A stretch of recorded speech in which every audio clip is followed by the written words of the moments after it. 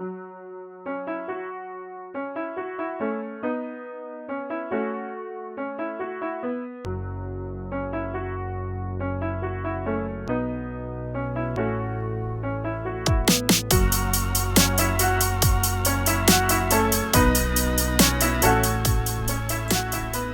look at us. Hey, here we are. Real Estate for Real. I am Eric Pettigo, and I'm being joined today by a very special guest. New guy here at the office. Just thought maybe this would be a good opportunity for people to get to know you a little bit. Sure. You're a bit of a recluse. I kind of hide and stay out of the limelight if I can. Mike Buscher joining me today. Mike, thanks so much for doing this, man. I appreciate it. No, I'm excited to be here. Yeah, I've been looking forward to this one. And so I thought that the only logical place to start with you and me here is to maybe talk about some of the specifics of our competing brokerages, co-ops that they offer. It's been nice to talk to you. And this will be his last podcast. This will be it. I'm getting shut down. Yeah, no, obviously not. Obviously, we won't do that. But I've been planning that joke for a few days. And it landed. Yes, it landed, I see. Probably since the first podcast. Yeah. So I will say this. You have been, and not just me, I'm sure so many people, you're so instrumental in my career. It was after you were the last person I talked to, because I talked to a few other brokerages after I got licensed. You were the last person I talked to. And there was no doubt in my mind after that conversation. I'm coming to the real estate group. So thank you. Absolutely. For that. And I know it's not just me. I know there's a lot of others, and I'm sure you don't want just compliments heaped on you for an hour here, but I'll try to not. But it was there was something about that first time I met you. I just liked the vibe. I liked it. I was like, okay, yeah, I can fit in here. If this is my managing broker and this is the place I'm working, I can do this. You know, you had Julie on a little while back. And I did. I was raised by Julie Davis in the real estate business. So a lot of the skills that I have, I learned from her, whether it was her directly teaching me or me watching her. And it's interesting because the podcasts that I've listened to, most of the agents talk about the relationships they have with their clients. And it's more than just buying and selling a house. It's the same thing on the management end of it. It's the relationship with the people that matter.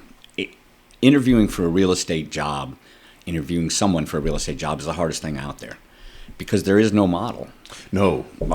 You could be good, you could be bad. There is no, a lot of it depends on how hard you want to work and what you do and all those kind of things. And everybody can do it if they want to. So it's not like there's a real science that goes, man, this guy's going to be really good and this person's not going to be that good. So if you come in with zero resume. Correct. Right. I had never done anything like this before. Do you remember our first meeting? I do. November 2013?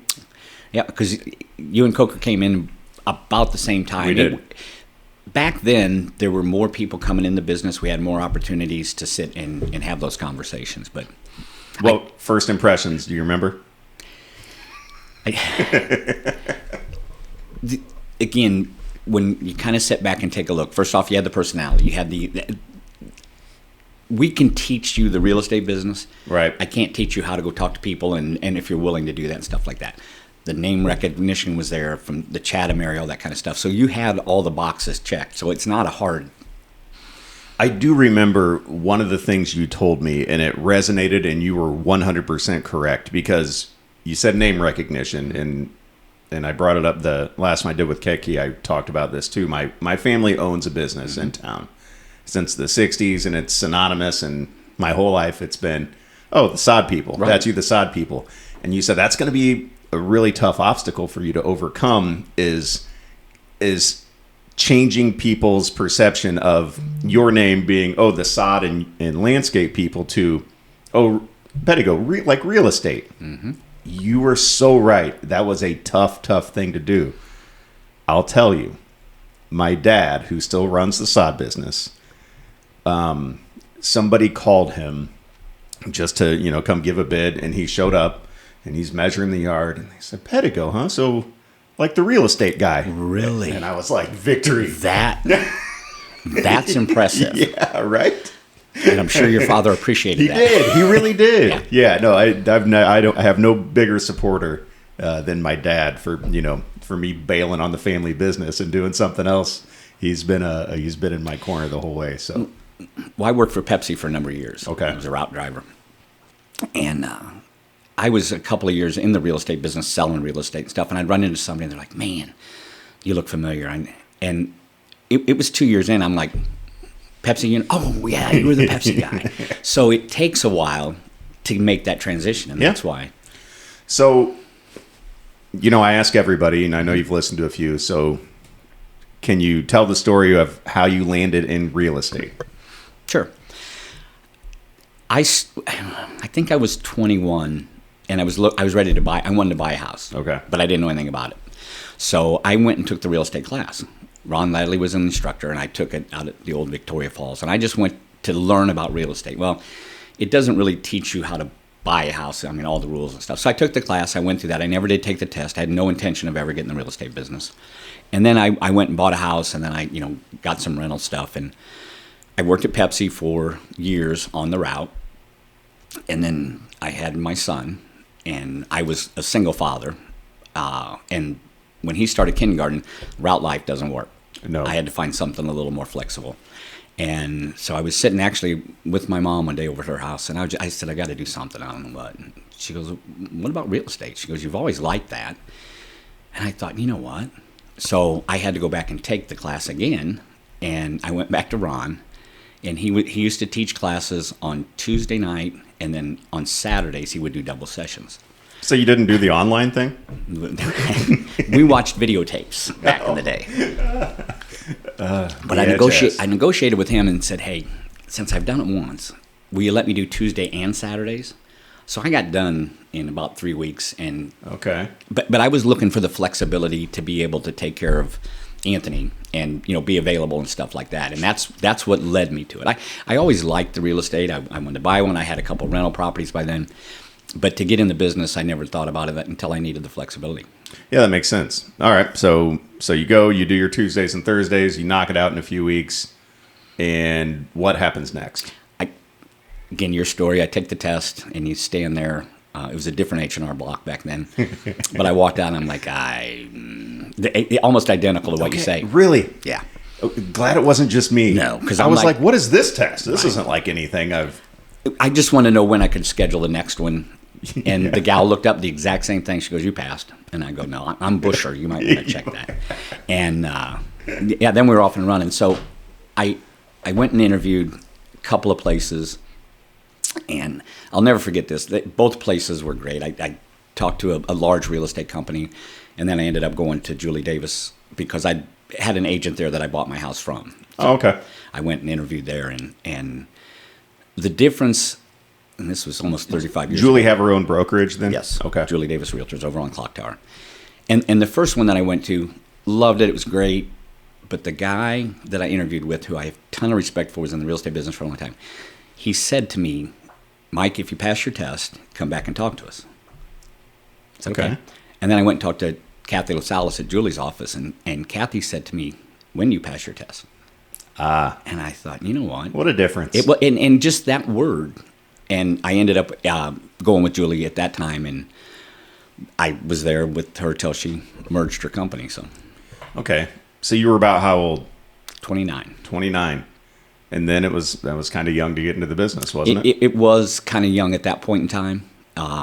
And back then there was a little more of you almost had to prove yourself, especially to some of the more seasoned agents. And some of them wouldn't even talk to you until you were there for 6 months because the people come and go. Yeah. And so you kind of had to prove yourself in that. And again, that's where the family became important to me because I remember, Julie said after my first year, and I had a pretty decent year for the time.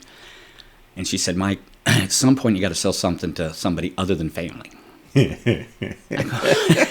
I thought, Julie, I thought that. So, but that base helped me immensely because it's the Pepsi. I knew a bunch of people and got a pretty large family and stuff like that. So it got me started. Yeah, no, and that's helpful. I don't know that. I mean, it's obviously the business has changed a lot, but I still feel like even now, newer agents getting in and getting started, it does kind of take a while to earn the respect of the more seasoned agents, because that turnover rate is still, I mean, it's still crazy high. I mean, is it still? I've always heard and thought that it was 8 out of 10 are gone within 2 years. Correct. Is that about right? Yeah. Historically, the national average is 50% are out after the first year and 80% are out by the second year, by the end of the second year. Oof. You lived it. It's not what people think it is. No. Again, it looks fun and it's entertaining. And when you're working with an agent as a buyer or seller, you see the side that you like, but you don't see all the rest of it. And it's the business development side of it that's hard. Yeah. Because you just have to keep going and keep going and keep going. And some people can do it and some people just, it's not for them. And there's a certain amount of, I don't know what it is, but somebody might have all the tools and all the connections and everything's, but for whatever reason, the phone doesn't ring. Mm-hmm. It's almost like there's a certain amount of luck to it too. I don't know, where one of your clients decides to interject when somebody they hear is talking about buying a house and they just happen to say, hey, I've got a good realtor if you don't have one, instead of maybe biting their tongue. It's like that kind of stuff where it just feels like so much, like there's so much, I don't want to say luck that goes into it, but a little bit. There is, and I think you have to define what luck is. Yeah. You put yourself in a position to be lucky. If you're out knocking on doors and talking to people and going to events and doing the right things, you get luckier than somebody that doesn't. Yeah. And so it's the manna from heaven that drops down every once in a while, especially when you're looking and thinking, is there never going to be another deal? And then your phone rings and then this happens and that leads to a buy and a sell and stuff like that. And it just recharges you. But if you look back, all that stuff was done because you did all the things to get to that point. I remember, so my first year, because I didn't close on anything for like half a year, but I'm still paying my dues and stuff. Mm-hmm. Money's going out, but it's not coming in. I went around and I was knocking on every for sale by owner that I went and knocked on their door. Mm-hmm. And, I got 0 of those listings. Correct. Absolutely none. And it's no fun. No, it's not. Especially as a brand new agent when you don't really know what you're doing, and then you're going and trying to convince a stranger who doesn't want to use an agent in the first place to hire you. But I feel like it got me more comfortable just talking to strangers, which is a big part of what we have to do. About real estate. Yeah, about real estate. I remember one specifically, it was in Piper.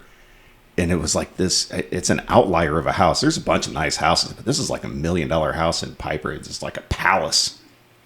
And this lady was trying to sell it by owner. And I went up there in my minivan and rang the doorbell. And I mean, I couldn't have been dismissed so quick. That was a record timing dismissed, get off my porch. So, but I did it. Yep.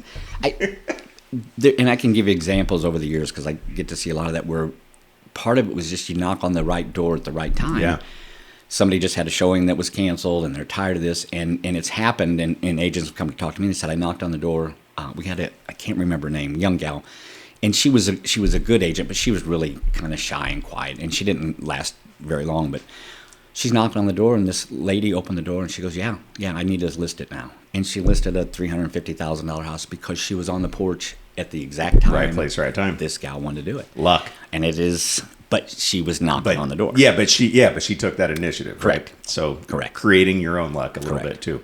You said you forgot her name, and that's okay. Mm-hmm. How hard is it for you? Because fast forward, and I want to get back into like kind of what got you here now. But here you are now. The real estate group has how many agents? 250 right now. And that is between all of our offices. Locations, yes. And so, as a managing broker, how hard is it for you to keep track of that entire roster? It gets harder every day. First, I get older every day.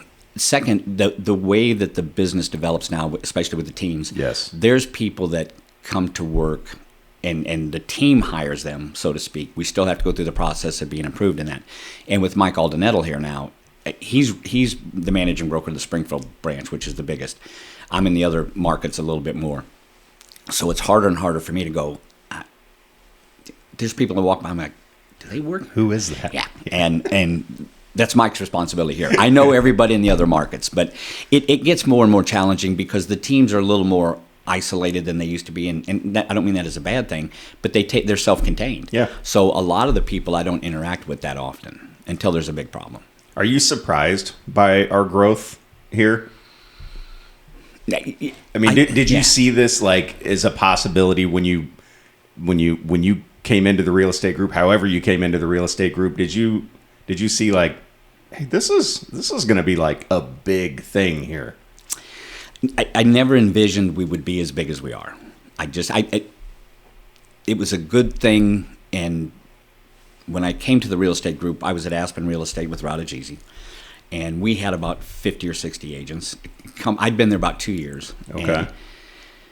We started talking. Rod actually started talking to the real estate group because they weren't growing as fast as they wanted. They had a space in the building. We had extra, and anyway, it came together. And when we came over, it was a very interesting mix. Aspen was a very young company with a bunch of young people, a little more renegade. Real estate group was a little more structured and quote unquote professional. Ooh, sounds like I would have been an Aspen guy back then. Aspen had a whole lot of different rituals than the real estate group. And when we put them together, the professionalism of the Aspen agents, and I don't mean this negatively, but it rose because they got to hang out with people that did this. But it also kind of opened some doors and loosened some ties over here to people. Because I remember Daryl Davis said to me one time after he was walking through the bullpen area, and the young agents were in there, Cody and Crystal, and I'm in there, and he said, I kind of remember when this was fun, because it was fun, and it mixed really well together, and we started growing. The structure that we have here, the way the corporation's structured and everything else, the growth is natural because people have opportunities to do more than just sell a couple houses. What the structure we have here, and again, without getting into specifics, Sure. but after meeting you and really liking how that went, and just kind of liking, everything that I saw about the real estate group. And like Coker said, they had more signs than everybody. For her, it was so easy to pick. She goes, well, they had all the signs, so why wouldn't I go there? And, okay, yeah, that makes sense. But when I went home and crunched numbers with my wife, the opportunity for me to keep the most from what I sold was here. Right. It's a very agent-friendly place to work here. And it's grown quite a bit since I've came on board, but that hasn't changed. No. And I think it will. Why would it? I mean, we seem to have a pretty good thing going. Well, real estate companies used to be a lot more traditional. There were different splits, much more generous to the company, but the company also paid for ads and signs and all kinds of things. So they were built, and they were all doing it. They take more revenue from the agents, and then they spend it the way that they want to help build the company. Sure. And with the help of the agents, or the intent of helping the agents. And here, it's different because you run your business different than anybody else. And we don't have a reason to dictate how you do that because you know better than anybody. So the philosophy is if you're a buyer's agent predominantly, why would you be helping pay for signs and ads and stuff? And we don't do ads anymore. But so we said, look, you be a business, and I've said this to everybody that came in. I know I said it to you. We treat you like a business person. I want you to understand the business. I want you to run your own business and do it very well. And I can't tell you how to do that. You know how to do it. So let us give you as much of the revenue as you can and do it the way you want. And that's exactly what I needed, because I've got this weird confidence about me where I'm like, I can do this. I can do it. And I didn't know. I didn't know how to do it, but I thought that I could. And so I kind of bet on myself to, I'll handle all the overhead. This company's going to let me do whatever I want to build my own business. And so anyhow, it was the growth, I guess, doesn't surprise me at all because I know how this place is run and it's awesome. And after listening to a bunch of these, for one, I have not had an agent on that's not been a real estate group agent. Now, I've tried. Good. But I haven't had anybody agree to come on. But a lot of these have have sounded halfway like real estate group commercials where come work here. It's a great place to work. Yeah.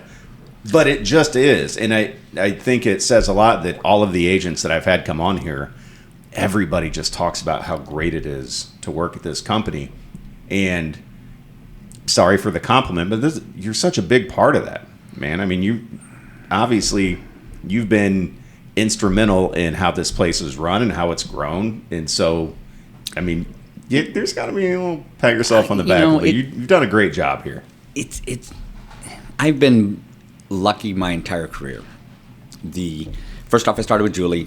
The management team she had, I kind of think my whole management career is kind of like, bowling with the bumper guards, because I had Julie and I had Kathy and I had Cindy Nagel, and then when Cindy was awesome, she merged with Coldwell Banker. Then I've got these folks in Champaign that helped me, and Julie was still there, so I never had to go make decisions by myself. I always had, and then we come to the real estate group, and I've got Jay Clark and Rick Hansel. I mean, all these Cindy Cruz people that I'm like, hey, what do you think of this and what do you think of that? So it's been more by committee. Yeah. I get to deliver the message, so I get some credit sometime. Most of the time, it's not due to me. The company runs well because the way the board is structured, and the decisions are made for this company by people that make their living selling real estate. A lot of companies, it's the CEOs or somebody that isn't on the streets. And in all the years I've been here, and I've said this many times, I haven't always agreed with every decision the board's made. Sure. And sometimes we have some lively discussions in there, but I can't find one that was the wrong decision, which means I was on the wrong side. I didn't agree with it. I didn't think it was right. And when you walk out of those meetings, everybody's on the same page. And it turned out to be right because it gets vetted by the people sitting around there that, again, someday you'll be on that board. And when you make this decision... Oh, I don't know. Yeah, you will. I got to show houses. But when you walk out, you got to live by the rules you made. So you really, really consider... And that's why we don't change things very often. There's not policies that change this stuff very often because it just doesn't affect everything. Yeah, you nailed that deflection, buddy. Nice job. Thank you. Yep. So, all right. I've been in sales for quite a while. You don't say. So, all right. Let's rewind then. So you start with Julie Davis, and that's kind of where you get going. How do we end up here? I know it's a long story, and you can give the Cliff Notes version if you want, but how do we end up, how do you end up managing broker of the real estate group? I will make this as quick as I can. The first... I mean, we've got 40 minutes or so you're good.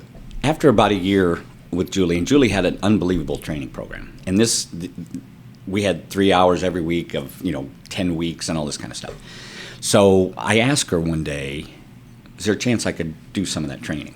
And because I had coached a little bit. I loved helping people and stuff. Yeah. And she said, okay, Mike, we'll give you a session if you want, but you got to go back through the training program. And I'm like, okay. Best thing I ever did. Because after, when you do that as a brand new agent, you get part of it. When you do it about a year later, it's a whole different. So then she let me start doing some training. And that, I had one session, and then it kind of grew to two and stuff. So then I became the guy in the office that helped the new agents. And I really liked that. Yes.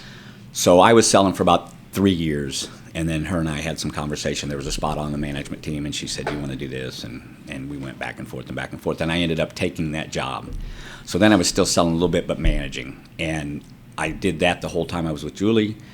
After 10 years, she merged with Coldwell Banker here in town, and then Coldwell Banker Devonshire from Champaign kind of bought the whole thing.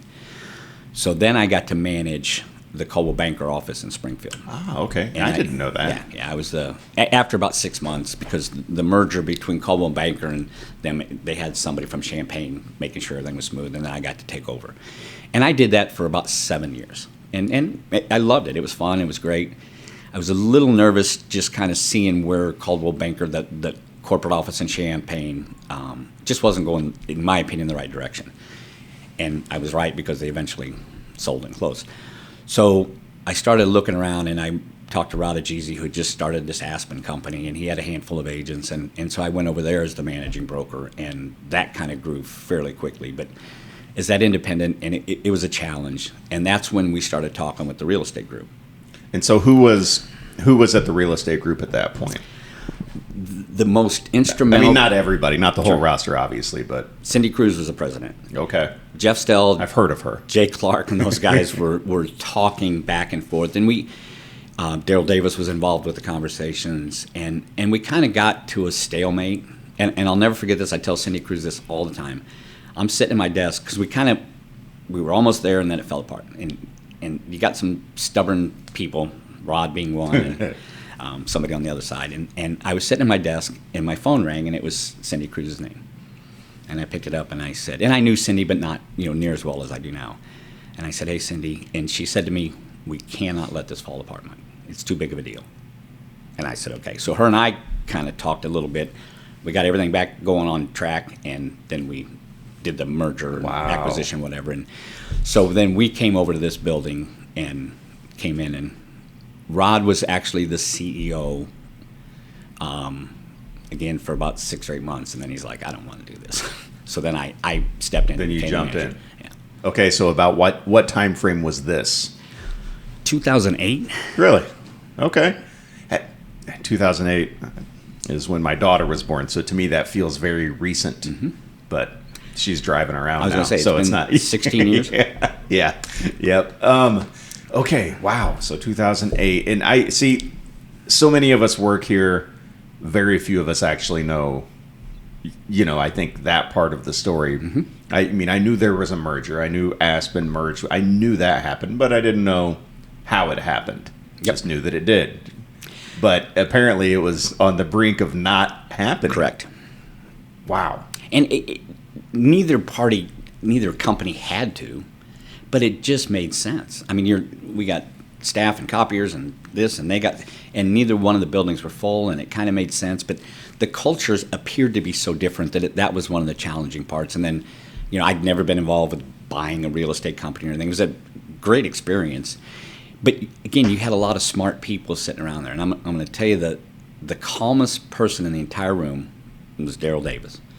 There's other people that would get, and Daryl just was like, "Settle down, we can." And then once we got back to the table, it went really pretty smoothly. I've done one deal with Daryl, and he was cool as a cucumber the entire. And it was a deal where he had the listing, I had the buyer. Active termites, mold, high radon. I mean, everything was bad about this house. Mm-hmm. His sellers agreed to fix everything. My buyer was ready to flake out, and Daryl probably doesn't even remember this because it's been years. And Daryl just, called me just nice and calm, like, "Yeah, okay, well, I mean, they'll probably get an attorney then if your people want to." It's just like, it's not. He is always like this. And I was like, "Daryl, I'm with you, man. I understand. You guys are doing what you're supposed to be doing. I'm going to work on anyhow." They bought the house. They're still there. They're happy. But, yeah. So, but I remember that's my one dealing with Daryl Davis. He was just, super laid back the whole time. Well, and when you got those kind of people, and again, Jay Clark, they're just smart business people. Yeah. And I learned so much going through that process. But everybody sits back, and Daryl was just the best example because he listens so well. And then he stays calm, and he's like, "Okay, I hear what you're saying, but da-da-da-da-da." And, once we got over and came over, and then it was, our agents over there, as soon as we announced it and everything, then they're over here. We got sticky notes on offices. I want to be, and then the nonsense starts, and I'm like, "Okay, well, you can't be, but we can do it." And it came together, and it was phenomenal, and it's been good ever since. Okay, so that was 2008. Mm-hmm. I first talked to you at the end of 2013. I officially started at the very beginning of 2014. But, I've told the story how my agent was Linda Nelson before I got into the business. And she was also very instrumental into getting me to just come talk to you. But she emailed me over the graph that had the real estate group sales and then everybody else's. So I guess I never realized before that was a very short time frame of the merger in 2008 to becoming number one in sales here. So when did the real estate group become the leading producer in this area? Because that must have happened pretty quick. Probably a year or two after the merger, when you combine those, yeah, it was. I mean, the real estate group was a strong company. They had really, really strong producers. And Aspen, we had some good producers, but we also had a bunch of newer agents. And once it started hitting on all cylinders, we just kind of blew up. Plus, we attracted some more people, and the recruiting was a little more active back then because there were more agents at different places, and there was other. Coldwell Banker was still here, and Remax, and you were always talking back and forth with agents, and so we added some more people because it came more attractive from some of the compensation stuff. So once we kind of took off, it just never stopped. But I think, and I've got that stuff I got some graphs and stuff that show when that changed. Yeah, Yeah, once we took off, it just hasn't stopped. Yeah, we haven't looked back. I mean, sometimes over the years, people got frustrated with me a little bit because I'm not a great promoter of. I don't run around and blow the horn and say, look, how much business we're doing. I will talk a lot about how many units we do. Sure. Which, by the way, we'll close close to 4,900 units in 2024. Solid. But what's that tell you? People trust us. Yeah. The consumers trust us. It makes sense. I'm happy to contribute to that, but hearing 4,900 units and then seeing my sales, and I'm like, I'm having a good year. I'm like, man, that's a small fraction of what we're doing at this company. I'm going to say this, and I don't normally say this, but I'm going to say it because it's kind of a big deal. But we, about 3 or 4 days ago, we crossed the $1 billion mark. Really? So we've closed over $1 billion in sales in 2024. And that's a first ever. Oh. And that's all the markets, so MLS doesn't reflect that, but all the markets internally. And for a small independent company in the middle of Central Illinois, where your average sale price is $220 or $230, that's why you do 4,900 units. How much longer are we going to get to call ourselves a small independent company? As long as I'm here.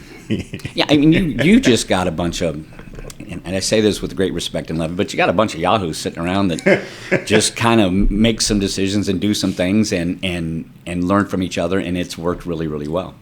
So where all do we have offices now? The major markets, we have an office in Champaign, mm-hmm. We have an office in Pekin, we have an office in Jacksonville. And then we've got some smaller satellite agent offices, one in Fisher, Illinois. We got one in Nokomis now. We've got 8 altogether. So then, as far as out Taylorville, we've got an office. Yeah. Okay. So, expanding. Doing pretty good. It's the name, and it's kind of nice because people in Champaign know who the real estate group is. People in Pekin and bleeding into Peoria know who the real estate group is. And over here, obviously, people know who we are. So then, with this kind of growth and expansion, and all of the the agent number increasing, how do we make sure that people are getting the proper training to go out there? Because, like you said, people trust us. Mm-hmm. Our numbers show it. How do we ensure that people continue to trust us, and how do we make sure that the agents that are out there working, sticking our blue and white signs in the ground are doing the kind of job that we need them to do to keep things moving this direction? Yep. That is it's a more of a challenging question than it used to be. Again, I go back when I started. If you started Julie's, you went through the training, right? Or you didn't stay there. That was. There's also a lot more mandatory rules back in the day than there are today. But you used to go to work every day because there were no cell phones. And I was pre-fax machine. I mean, when you did your hand delivering. We stood around that magic machine that printed out this magic piece of paper. It was fascinating. But we went and saw people all the time. Today it's a different world because even getting people in the office is more challenging. And the team structure, there's some teams that would like Mike and I to do more training with their agents, but a lot of them do their own internal training, so they don't want us to kind of cross-reference. It's something we constantly work on. In the Champaign market, we've got a mentor, kind of like Pat Sellinger used to do. Well, I want to talk about Pat coming up here too, but go ahead, sorry. Pekin, Darcy's handling that over there, so she's handling the new agents. Mike and I are working on things here, and we've got a little bit of a plan that will be phenomenal if we can pull it off for the new agents. Really? Yes. And you can tell me about that when we quit recording? Yes. Okay. All right. Good deal, because I want to hear about that. It will be, if we can get to an agreement we need to get to, it'll be a really, really big thing. Okay, good. And when I had Julie in here, we talked about it, the topic of training the agents. I talked about it with Mike O too. To me, it's really important. Also, I know after I got licensed, I wanted to absorb as much as I could. I was in here all the time, every day, and that was. I remember you saying, "Hey, let's hold off until the first of the year because we're bringing in a guy to work with new agents, and I think you guys will get along great." And that was Pat Sellinger. Right. Pat was awesome. I mean, there's no way that I would be able to be doing what I am right now if Pat wasn't here. I mean, unless I agree. Unless I would have been bothering you like crazy. And it was just the time, having the availability of time. Again, I love doing that with the new agents. There just wasn't enough time, and Pat was the right guy at the right time, and he's just such a good guy. Yeah. And he understood the business, and nobody cared more than him. True. So he was the right guy, and it fit really well. And he knew, to me, and something that drives me crazy is when people in this industry don't know what the contracts say. They're big, long contracts, and it doesn't read like a fantasy novel. Right? So, but you have to know what's on the contract. You have to know, I shouldn't be teaching anyone who's in this industry what's we should all know. Pat was a stickler for that state. He knew, hey, this is what this says. And so right off the bat, I'm learning, what you can and can't do, what you have agreed to, and right. And that was such a big part, and that's something that I still pride myself on, is knowing the ins and outs of the contracts. But so how did the talks with Pat, I guess, begin? How did you learn about Pat and know that he would be good for this? Well, first off, Pat and I are kind of related. Are you? So his uncle was married to my cousin. Pat kind of related to everybody a little bit. The Sellingers were a big North End family, the Buschers, Alios, all, and so they married into each other, and so we're all... Hey! Yeah. Uncle Larry Sellinger was never my uncle, but that's what we called him forever. Okay. And so I've known that family forever and ever. And then when Pat came back from Florida, and he was working at another company and doing a great job over there, and we were looking for something, and I had an opportunity to talk to him and say, look, it may be an opportunity for something different. And luck, timing, all went into play. And we had a couple of conversations, and then he decided to make that move. Yeah, and it was great for us, and I think it was good for him. Yeah, I think it was too. He's such a perfect guy for that role, and I've talked to him a few times, and he's agreed. He's gonna sit down for one of these with me. Yeah, that's awesome. Yeah. He's gonna do it when he's not in Chicago now with his new job. He's always in Chicago. I invited him to Chris's lunch yesterday. Yeah. And he was going to try to come by. I was hoping he would, because people love seeing him. Oh man, he knew everybody. It's right off the bat. I remember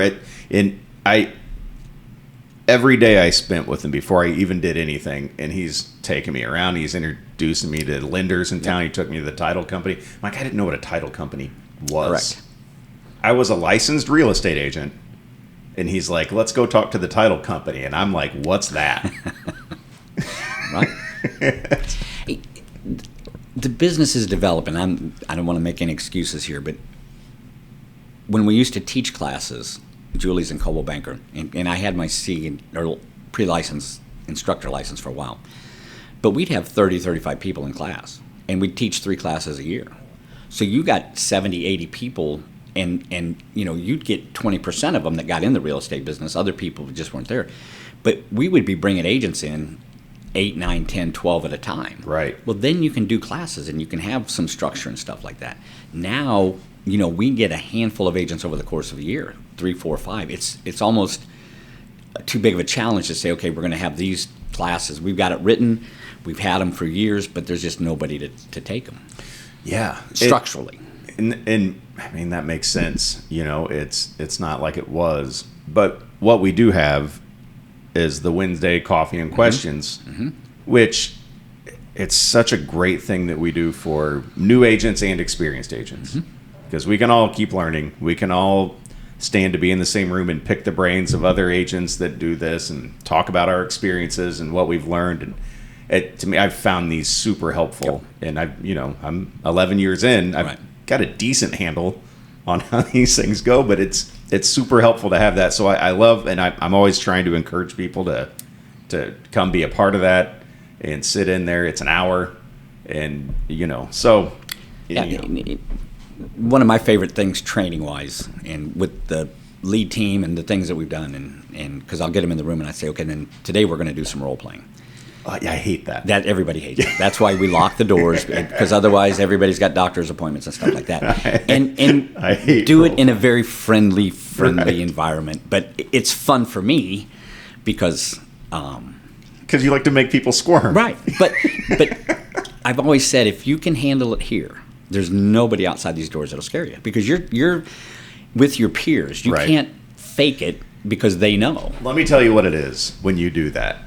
Okay, and why people, because we all know that you have whatever answer you're looking for there in your brain. Whatever we're supposed to say, we know that you have that in your brain, and we are terrified because we know whatever we say is probably not going to align with whatever you think we should have said, and we don't want to be wrong. Not that, it's we've had thousands of conversations with strangers and answered all the questions you can possibly answer. But for whatever reason, when we're in a room with other realtors and you're saying, okay, let's do a little role playing. Hi, why do you blah, blah, blah this? We know that whatever we say, you're going to be like, eh. Yeah. And that sucks. Well, again, I worked with Julie Davis. She was a national instructor. See, she doesn't tell you half the stuff that she's done. But I need to sit down with her 3 or 4 more times. I know that was just... She's been on stage at national conventions. She's taught national franchise. She's done lots of stuff. Yeah. Well, when I got my CRB designation, I traveled. So I went to Orlando. Took Misty and Anthony, so they're running around the park while I'm in class. Well, when I go and sign up, they're like, Julie Davis. Well, the instructors all know Julie. So I'm still about 2 years in the business, okay, fairly new. I'm in Orlando with about 200 realtors, and these are some heavy-hitting people from Florida. Sure. And they're going to do a role play up on stage. Well, since this instructor knows Julie, he goes, Mike, you come up. Oh. And no, I mean, so I get up there and I sit down, and then there's this other really, really experienced agent, and we're going to do this cold call. So he says, one of you be the agent and the other the client. And the experienced guy's like, I'll be the client. Oh. And I'm sitting in front of these people, and they go, okay, ring, ring. And finally goes, Mike, you got to answer the phone. And I'm like, I'm crying, I'm sweating. So you guys are getting paid back for what Julie did to me. Like, hi, this is Mike Buscher. I'm sorry.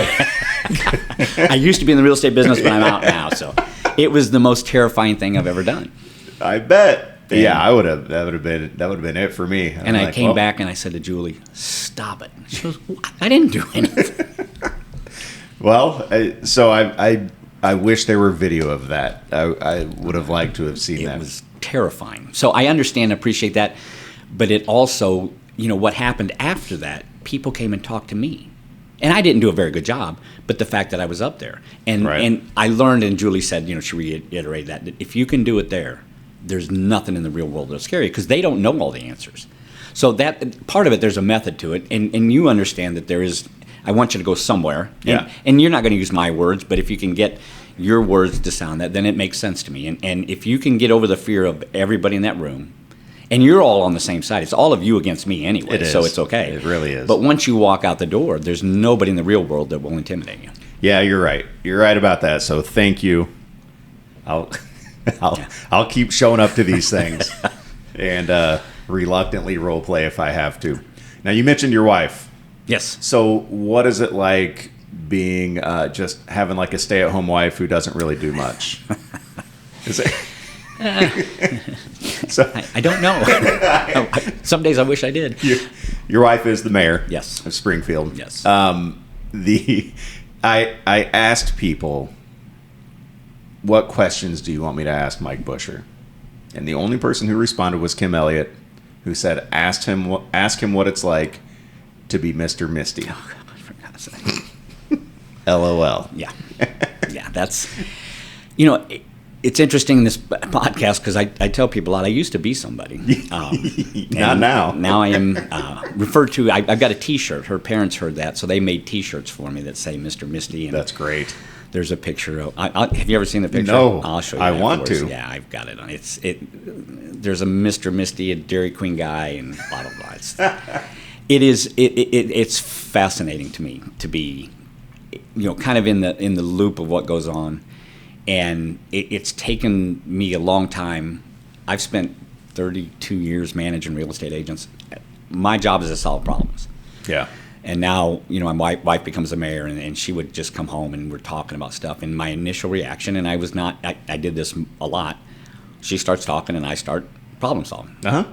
And then it's through my head, and my brain talks and my mouth doesn't listen because it's like shut up, and then I've gotten much better at that.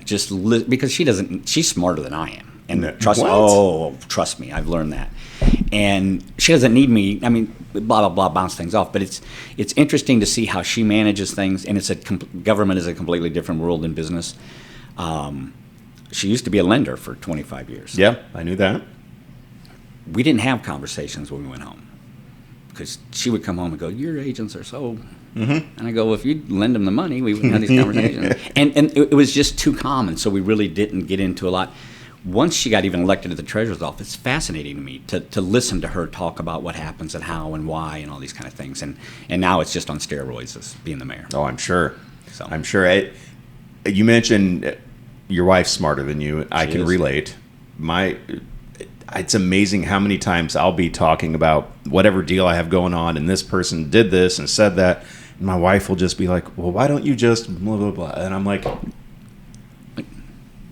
I do this every day of my life. How did you just solve this in 3 seconds with something I didn't even think about? Why don't you just say, and it's just...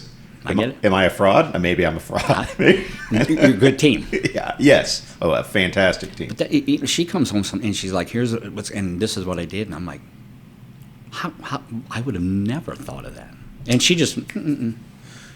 What possessed her to want that position? And were you ever like, hey, are you sure? We had many, many conversations. Okay. She'd been in the lending business long enough, right? And she was looking for something different, and then that treasurer opportunity came up, which she loved. It's a numbers, she was really, really good at it. She understood that, and she was really content. You can do 3 terms. She did 2. She was going to do the 3rd one, and that would kind of be her run. She never wanted to be in politics. She still doesn't want to be in politics. There was things that she saw internally going on at the city that she just thought could be better, and so she labored over this decision. Because when she ran, she's out of a job if she doesn't get elected. And that's, we'll survive and go on from there. But it was also the challenge. Nobody likes to lose. And even though she said it'd be okay, it wasn't. It wasn't, yeah. And so once we had many, many conversations about, are you sure? Because it's a lot. And when she said, yeah, then we said, okay, let's go do it. And I've never seen anybody work harder than she did to get that job. She knocked on... When she gets stressed, like during campaigns, she loves to go knock on doors. Really? We're the opposite. I don't want to knock on anybody's door. Knocking on doors. And even now, I have to go with her, and I go and I hand stuff. I don't want to... But she loves it. But she loves talking to people, and she loves blah, blah, blah, blah, blah. And so that would bring her back down. I thought, well, if that's how you get to feel better is knocking on doors, that's a pretty good sign. And then, once she got in, got elected, the election night was the most stressful night of my life. Really? Period. Yeah. You just work so hard. And the election was really close, and there's people in the back room that are, again, they know precincts and they're doing stuff. And I'm back there, and she never went back there. And then she's on the floor, and we had a whole bunch of people there. And I'd come out of the back room, and she would look at me, and I'd look away because I can't. And she's terrified. I'm terrified. And at that point, there's nothing you can do. The work's been done. All you got to do is wait. The guys in the back, 2 of them, they're 2 guys, 2 gals, and they looked at me and they said, Mike, it's just, they said she's going to win. I go, I'm not telling her that because I can't be wrong on this one. And he goes, no, I'm telling you, with the precincts still out and stuff. I said, okay. And I walk out, and I would look away from her. Well, then I went and talked to my daughter, who's there. Well, then Misty freaks out because I'm talking to Courtney. She assumes it's not good news, and I'm like, and one of the gals said, it was close to the end, and she said the previous mayor has conceded. And I said, who told you that? She goes, a friend of mine. I go, don't you tell me about your friend. You tell me something that's, and so a few minutes later she came up and there was a report from Newscat, Channel 20 or somebody, and she goes, Mike. And I took this poor gal's phone. She worked with, she's a great gal. I took her phone ran. I ran away from her because I went to find Misty. And I'm like, look. And it was, I've never been that stressed. And it was fun. That's cool. It was very fun. That's cool. So rewarding, no regrets. She's, this is the good spot for her. Hey, she loves the job. Good. She loves the challenge. She loves doing that. She doesn't love the politics of it. Right. And that's probably, unfortunately, about 60% of it is just playing the game. Yeah, no, you know what I don't like? Paperwork. You know what I love? Showing houses. Yep. Guess what I get to do more of? All right, so you mentioned your daughter, and you brought up Anthony earlier. Yes. So did Anthony come to you and say, I want to get into real estate? Or were you saying, hey, have you thought about real estate? No. How did that go? Anthony hated real estate. Hated it. Now, again, I'm a single dad. Right. Well, you know what you do when you're showing houses as a single dad? More times than not. Yeah. He would go with me, and, he's 6, 7, 8 years old. And I'm like, hey, bud, we just got to, it's one showing. It won't, and he's like, well, every time, then it's like. This is before tablets and stuff, too. Correct. Yeah. And we'd go out there, and then, of course, the people would want to write an offer, and I'm like, all right, McDonald's for night. He actually had a desk at Julie's office because they had cubicles, and I had my cubicle, and then next to me was an empty one. So that was his desk. But he hated it. So he went to school and went to college, went to Florida, and computer animation and all that stuff. And he's got an art degree, and then he's a computer animation degree. But in order to actually work in that field, he would have had to stay in Florida or go to California. Okay. Really. And he wanted to come back home. I mean, all his buddies were here, and everybody was here. So he came back, and he was working construction and doing stuff and running around with his buddies. And one day we went and had lunch, and it was like that, son, about time to figure out, you need to grow up a little bit. And we were sitting there, and he said, okay, Dad, he says, you're not going to believe this. He goes, but I think I might want to try real estate. And I was shocked. And I said, okay, if that's what you want to do. And Anthony, bless his heart, he's a smart kid. And he was smarter than everybody in the real estate business because I said, there's a way to do this. And he goes, well, I'm going to do it this way. Yeah. Okay. I said, all right, you try. And it was almost, 11, 12 months. And he came back to me and he goes, you're right. There's a process. Okay. And he figured it out, and he's been off to the races since. Yeah. And so now he and his wife both, doing this together. And I've talked to them. They are both going to come on together. Are they really? Yeah. Yeah. That'll be fun. Yeah, sometime in January. Good. I think we're going to get both of them on together, so that'll be fun. But okay, I'll tell you the questions you can't ask Crystal. Okay. But Crystal was here before Anthony. Yeah, okay. She was here working before he ever came in the business. Really? So she's the experienced side of that duo. At this point, they're both pretty experienced, I would say, right? But she's going to tell you, though. I'll tell you what she's going to tell you. She's going to tell you that I didn't hire her the first time I interviewed her. Really? Which is true. Really? Yes. Well, okay. And she'll never let me forget. I'll save that story. I'll let her tell that story. I'll call that a teaser. Yes. That's pretty funny. So, my oldest son is studying right now to get his license. I'm excited. You should be. Yeah. It one of the things that the benefit is, you go back to your family history. You worked with your dad and your grandpa all the time. And for a parent, that's a cool thing. Anthony and I have a relationship that, even though he's busy and he's going and, they got the kids and blah, blah, blah, but there's always that real estate tie. And, There's out of the 250 agents here, there's 2 of them that have a key to walk in my house. And when there's a problem, they can't find me. Sometimes they walk in and it's like blah, blah, blah. But to have that whole another level of relationship, talking about business, teaching them about business, and watching them grow and prosper, it's unbelievable. He is so just like fascinated by how this works. Every day he's asking me questions. What's this? What's it? And like, how's that go? And what do you do when this? Like, and I spent 0 time with anybody actually working the job other than being shown houses before I got licensed. Sure. So coming in, I already know, like, okay, his understanding of what this is going to be like is way better than mine was. He's coming in at a younger age. He doesn't have a family to support or a mortgage to pay. So I can really help him become a good, I think, agent. I'm excited, man. Well, and the age difference, he understands some of the technology, some of the communication methods, and those kids communicate differently than you do, and I communicate even differently than that, some of the technology and stuff. And it's fun to watch them, and they come in with a fresh perspective. Yeah. And it's easier for him to bounce things off you and talk to you and discuss and disagree with you than it would be for him to do it with me or Mike. You know what I mean? Because if he comes in my office, he's going to be like, well, but for you can actually have those conversations. And he can say, Dad, I don't know why you're doing this. And you can go, well, here's why. And you go, they think there's a better way. And it's your job to say, okay, try it. And then come back to me and we'll work through it. But you look at Josh and Cindy and Jay Clark and his dad. I mean, the success, again, it goes back to every business out there.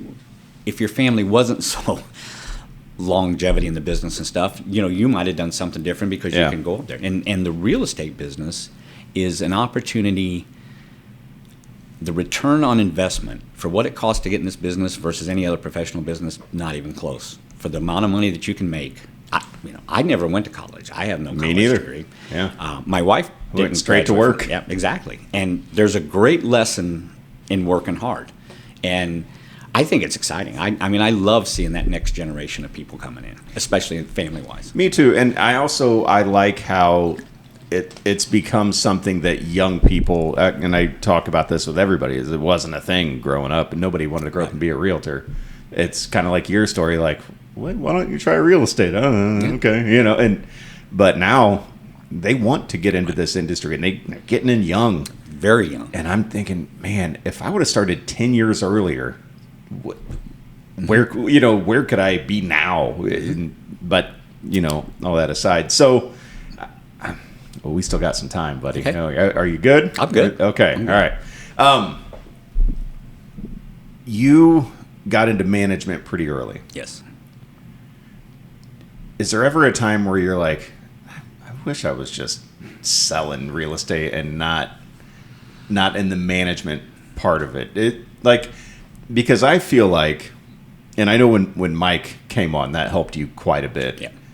But I know before, and even now, I'll still bother you. Yeah, that's not a bother. If there was something going sideways, your phone's ringing, and it's me saying, hey, Mike, this is what's going on. And I'm not the only agent here. So in management, everybody's problems kind of become your problems, and only the ones that we can't solve on our own, which means that they are the most difficult ones.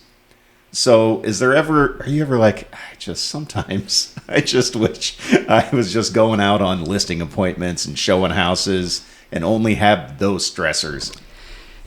Over the years, you always think, is there a different way? And the reality of it is, and Julie told me this a long time ago, you could make more money selling than you can managing and stuff like that. And again, it's been a good career for me. I have no complaints. When I was selling, I sold for about 3 years. But I liked the challenging deals. The easy ones were great, and every once in a while you get a cash deal, and it's like great. But if every deal I had was an easy deal, I would be bored. Yeah. Some of the ones that I remember the most were ones that you just had to fight, and we went from lender to lender, and we did things, and those were the most rewarding to me because there was a challenge and we beat it. So the fact that I liked the challenging deals led right into the management side of it because that's all I ever deal with. And agents, which I love them all dearly, but they are masters of coming in and they say, okay, Mike, here's this issue. We got this, blah, blah, blah. And I've done it long enough that I don't have a whole lot of new ideas. But, you and I will sit and solve a problem. And then Ketke walks in and it's like, okay, we'll try this because it's very similar to what we just did. And everybody thinks I'm really smart, but you came up with the answer and I'm just taking credit for it on it because she doesn't know. But, you put all that together and they come in and they say, here's the issue. Then you go solve it. Well, nobody ever comes back and says, hey, Mike, we closed. It's like, so I'll pass in the hallway. I go, hey, whatever. Oh, yeah, it's closed. It's been gone. Yeah. Okay. Nobody ever comes back and says, hey, it worked or we did anything. So I just wait for the next one. But I'll try to remember next time. It's okay. I thrive on fixing that issue. And if there's a way to fix it, we fix it and go from there. And so that's what's kept me in it. And teaching and training, again, you've done enough coaching and stuff like that. I coached grade school basketball, I coached high school basketball, and I had more fun just working with kids and doing that. And this is a lot of the same thing. I get to deal with and teach and say, okay, what about this? And the one thing, when somebody walks in the office, what you get from me is questions. First, who's on the other side? Are you by yourself? That is always the first question. Who's on the other side? Because it matters. It does. Knowing who your personalities are and how you approach it and stuff like that. And there's people, if it's so-and-so, especially in-house, it's like, you know what? You can approach that differently than if it's so-and-so in-house that's a little more by the book or by the letter and stuff like that. And so you lay all that stuff out, but the questions help. Because most of the time, I'll say about half the time, I do this, and whether you can see me, I'm just shaking my head. Because you're like, look, here's the problem, and here's what I think, and all I'm doing is reaffirming that you're on the right track or you got the answer. Sometimes that's what we need. Correct. Here's what I'm thinking. Is this the right thing? Correct. Or then we tweak it just a hair or whatever. Yeah. So but I always try to do that, too, to get the agents to say, here's what I think, or here's why, or whatever, versus here, you fix this. And then you say, yeah, that's the right thing to do, and then I go home and check with my wife to make sure. Yeah, and she probably calls Misty, and then those two figure it out, and you and I you go to a closing. Something I say to everybody, and it's such a real thing, is because you mentioned the easy ones, because there are some. Sure. Just nice and smooth. But if they were all easy, we wouldn't have jobs. Right. I mean, there would be no real estate agents if everything was, hey, here's the offer. Great, I'll take it. You going to do an inspection? Nope. Yep. Tell me where to sign. Okay, everybody shake hands. Here's your keys. See you later. There would be no need for us. Correct. And so as much as it can be a struggle, we have to appreciate the difficulties that arise because that's what people hire us for. This day and age, everybody has access to the internet. Everybody has a high-quality camera that they carry around in their pocket at all times. Anybody can take some pictures and put a little paragraph online. Anybody can do that. That's easy. We get paid for everything after that, the hard stuff. And so I don't complain. When things get hard, I don't complain. And this is why I have a job. Right. Well, you're a psychologist. You're a therapist. I was talking to Megan Presnell. She just sold a house and moved. And she came in to talk to me. She goes, this is unbelievable. She lost business because she had to pack and move. She said, I have too much stuff and blah, blah, blah. And, I think real estate agents ought to have to move about every 5 years just to remember what it's like. Yeah, it's a pain. Now, I'm not, but that's in understanding that, because it's the emotional things that happen to people, the frustration of, getting the house ready every day. And again, the market's been different. But when you got a house on the market for a month or 2 months now and stuff, and it's got to be ready. And, even me and Misty, that house isn't show ready every day, let alone if you got kids and blah, blah, blah. Oh, yeah.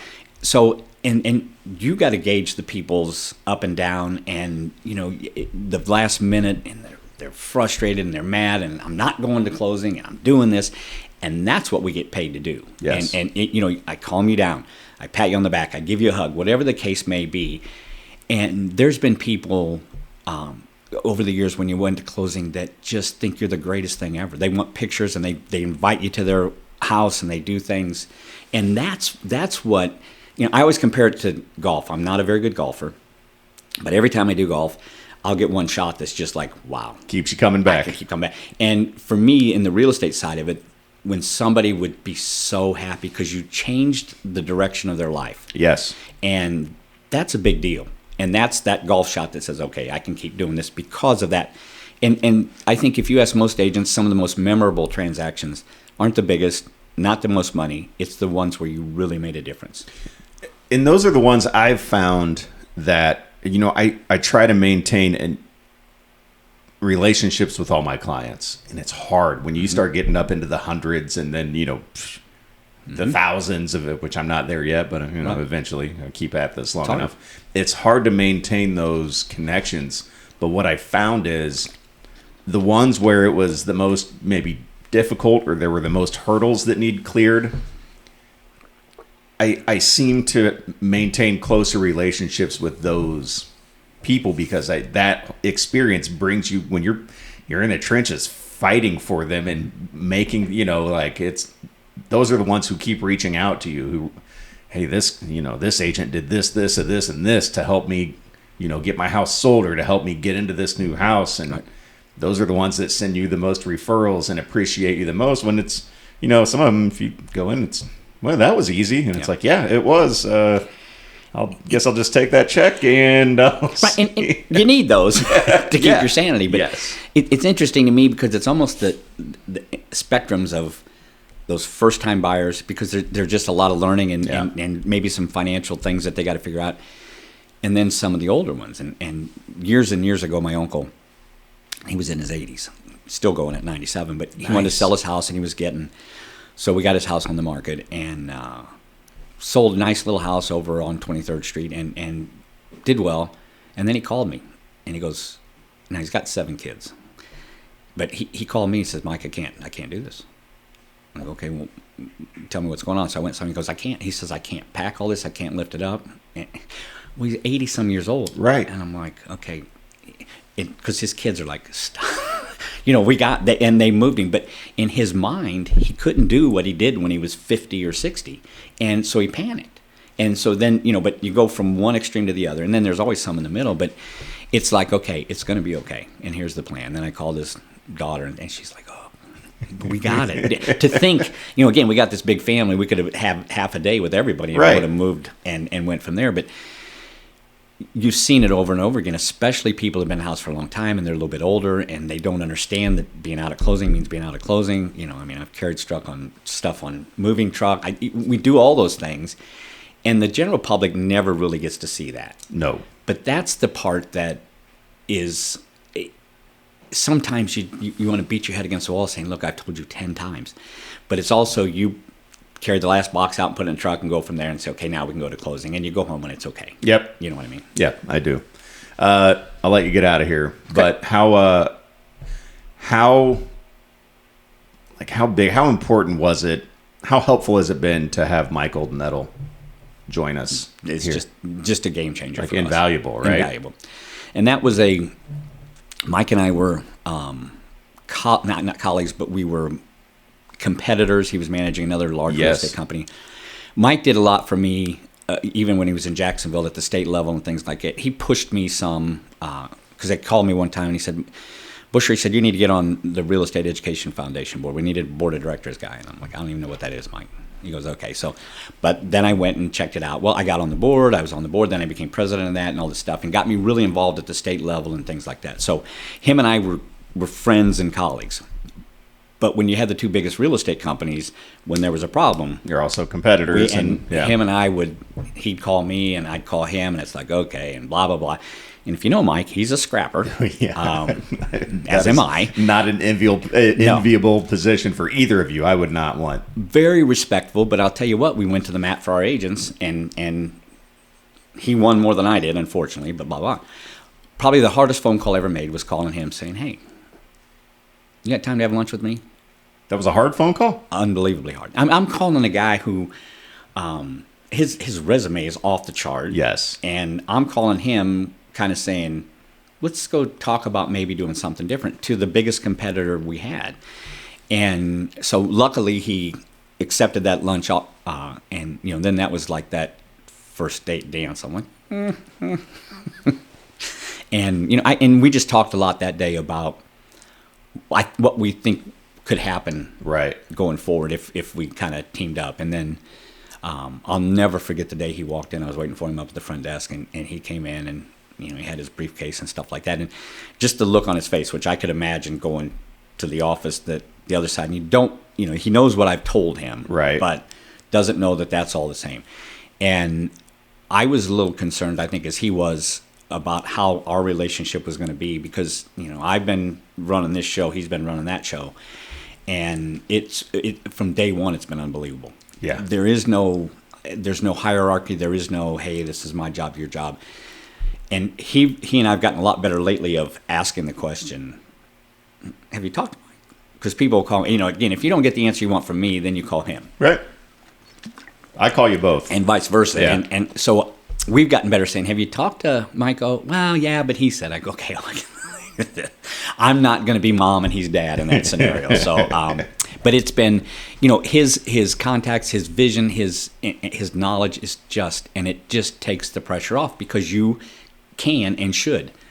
And a lot of times you get whoever answers the phone first, whether it's him or me. Yeah. And I think it's great. And he's the designated manager broker at Springfield.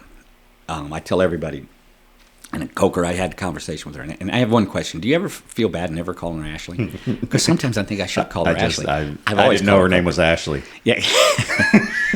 But she goes, I'm sorry to bother you. But I go, no. I've been with you guys from day one. I want you to reach out and talk to me, not to step on. And he doesn't care, because most of the time we're really, really close to the same answer. Might have a different approach how to get there, but the answer is the same. And if it's the rules, it's the rules, and we go from there. It's been unbelievable, and it's really created some opportunities for us. That's what I was going to lead into it. There's no way, because right now with the growth that we're having in all these other areas, and that's kind of what you've been taking on. Right. There's no way you could be out doing that, and then also just being the only managing broker here for all of these agents in Springfield when we have a lot. Right. And a lot of agents, a lot of transactions also means a lot of issues that need tended to. Right. So, and I know you've talked about a team and adding there's a point in time where if you're doing more business than you can handle, it's the plate spinning scenario. Mm-hmm. Somebody's not going to get the service they need. So when you get to that point, you have to have somebody to help you fill that in. Same thing here. There's a point in time where the agents, we couldn't grow anymore because the quality of management support wouldn't have been there. And with him, sky's the limit at this point in time. Yeah, no joke. All right. Hey, this has been great. No, I appreciate it. It's fun. I've been looking forward to this one, and I think you're not going to beat Ketke. That episode has got more plays than anything, but you'll probably be a close second. Okay. I would imagine. What was the name of this show? Ask her. Real estate superstars. Yes. Eric Pettigo superstar or something like that. Awesome, man. I appreciate it. Thank you. Mike, thank you. I appreciate it.